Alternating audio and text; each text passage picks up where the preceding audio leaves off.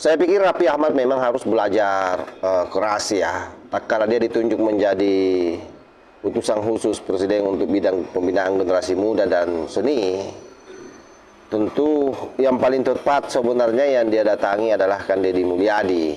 Kenapa? Karena Kang Deddy Mulyadi ini memiliki pengetahuan yang kuat tentang bagaimana generasi muda ini bisa mencintai nilai-nilai budaya, nilai-nilai kultural yang ada, yang berkembang di tengah-tengah masyarakat.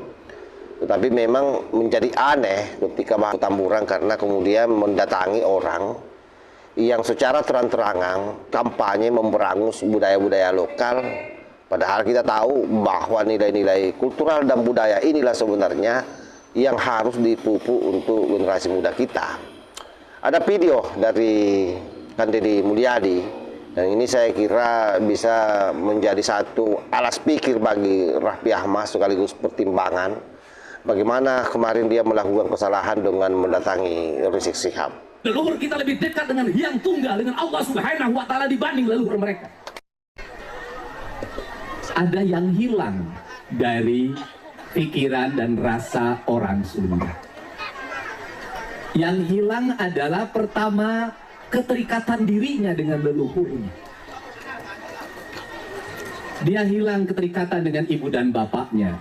Dia hilang keterikatan dengan kakek dan neneknya. Dia hilang keterikatan dengan buyutnya, dengan baunya, dengan janawarengnya, dengan udeg-udegnya, dengan aisiurnya terlalu jauh.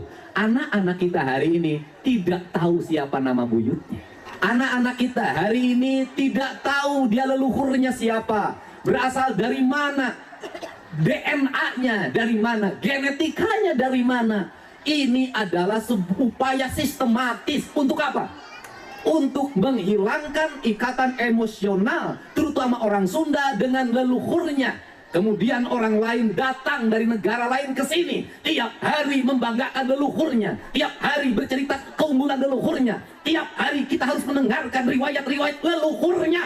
Setelah itu kita bermahabbah pada mereka, menghormati mereka, mendewa-dewakan mereka, dan kita menganggap diri kita lebih rendah dari mereka.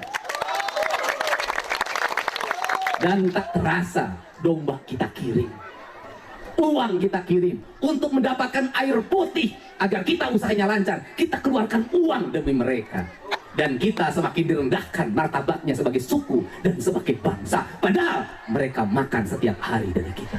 Cerita-cerita dalam setiap hari yang kita dengarkan adalah cerita hebatnya leluhurnya orang lain, solehnya leluhurnya orang lain. Dan saya katakan, leluhur kita lebih soleh dibanding leluhur mereka, leluhur kita lebih baik dibanding leluhur mereka, leluhur kita lebih beradab dibanding leluhur mereka, leluhur kita lebih dekat dengan Hyang Tunggal, dengan Allah Subhanahu wa Ta'ala dibanding leluhur mereka. Sifat yang rendah diri ini berdampak pada apa? Kehilangan identitas diri. Kehilangan identitas diri. Apa yang hilang?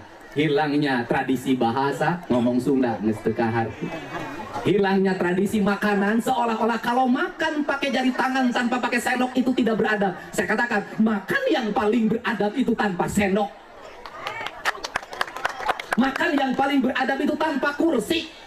Makan yang paling beradab itu pakai daun, bukan pakai kertas nasi, bukan pakai kertas plastik. Karena daun bersumber dari tanah kita, dari kebun jauh kita, dimakan oleh kita akan kembali ke tanah. Kertas nasi, kertas plastik yang kau makan berasal dari pabrik, ketika balik dia tidak balik, harus diangkut pakai truk sampah, dibawa ke TPA, menimbulkan polusi, biaya negara yang mahal.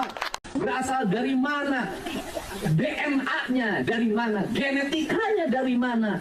Ini adalah sebuah upaya sistematis untuk apa? Untuk menghilangkan ikatan emosional, terutama orang Sunda dengan leluhurnya. Kemudian orang lain datang dari negara lain ke sini, tiap hari membanggakan leluhurnya, tiap hari bercerita keunggulan leluhurnya, tiap hari kita harus mendengarkan riwayat-riwayat leluhurnya. Setelah itu kita bermahabbah pada mereka, menghormati mereka, mendewa-dewakan mereka, dan kita menganggap diri kita lebih rendah dari mereka. Dan tak terasa domba kita kirim, uang kita kirim untuk mendapatkan air putih agar kita usahanya lancar. Kita keluarkan uang demi mereka. dan kita semakin direndahkan martabatnya sebagai suku dan sebagai bangsa. Oke, saya kira jelas sahabat ya, kita sudah melihat seperti apa yang disampaikan oleh Kang Deddy Mulyadi, dan sekali lagi bahwa inilah corak seorang tokoh sebenarnya yang harus didatangi Raffi Ahmad, bukan Rizik Syihab, bukan Imam. Kalau menurut menurut Gus Fuad Pleret, Imam bajingan. Wajar saja kalau banyak orang kemudian marah, terutama mereka yang selama ini sangat mencintai dan bagaimana bersikukuh memperjuangkan nilai-nilai Pancasila, nilai-nilai kebinekaan.